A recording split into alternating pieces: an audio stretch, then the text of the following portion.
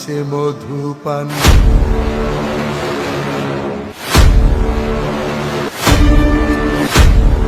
দাড়ি রাখাটা হচ্ছে ওয়াজিব। বলেন দাড়ি রাখা কি ওয়াজিব? দাড়ি কাটা ছাটা হারাম। দাড়ি কাটা ছাটা কি হারাম। এটা খুব শক্ত একটা বিষয়।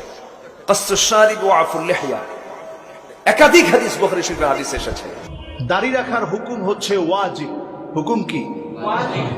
ওয়াজিব ছেড়ে দিলে সওয়াব হয় না গুনাহ হয়?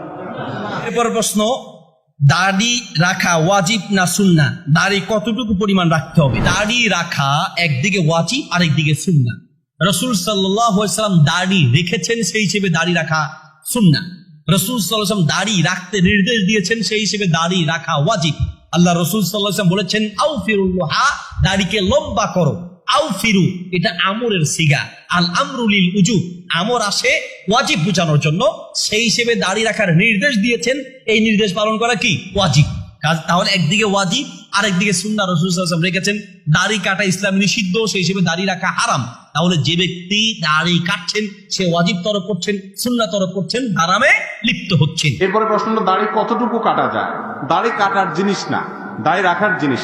নবী করিম সাল্লাল্লাহু আলাইহি ওয়াসাল্লাম বলেছেন, আফুল লুহা, তোমরা দাড়িকে ছেড়ে দাও, আর খুল লুহা, দাড়িকে ছেড়ে দাও, দাড়িকে ছেড়ে দিতে বলেছেন। তবে আব্দুল্লাহ ইবনে ওমর রাদিয়াল্লাহু তাআলা আনহু থেকে যথাসম্ভব বুখারীতে আর অন্যান্য সাহাবা ইকরাম থেকে বর্ণিত আছে, সম্ভবত আবু রাদিয়াল্লাহু থেকে বর্ণিত আছে যে তারা দাড়ি এক মুষ্টি ধরার পর অতিরিক্ত অংশ কেটেছেন। এই জন্য কারোর যদি দাড়ি বড় হলে বোতামের সাথে লেগে যায়, ডিস্টার্ব ফিল হয়, পেশাবের ছিটা চলে আসে, নানা রকম অসুবিধা তৈরি হয়, এক মুষ্টির পরে তিনি কাটতে পারবেন। অনেক উলামা ইকরাম সেটাকেও নিষেধ করেন, কিন্তু সাহাবা ইকরাম থেকে এটি সুসাব্যস্ত হয়েছে যে তারা এক মুষ্টির পরে অতিরিক্ত অংশ কেটেছেন। যদি কেউ চায়, অসুবিধা ফিল করে, এটা কাটতে পারে, কিন্তু যদি কেউ রেখে দেয় লম্বা করে, আলহামদুলিল্লাহ খুবই ভালো। তবে তার চাইতে ছোট রাখার সুযোগ নেই। অনেকে বলে দাড়ি এতটুকু রাখলে চলে, যে পুরুষ না মহিলা এটা বোঝা গেলেই চলে। আজীব এক মাসআলা, পুরুষ না মহিলা বোঝার জন্য দাড়ি দিয়ে আপনি বুঝাবেন?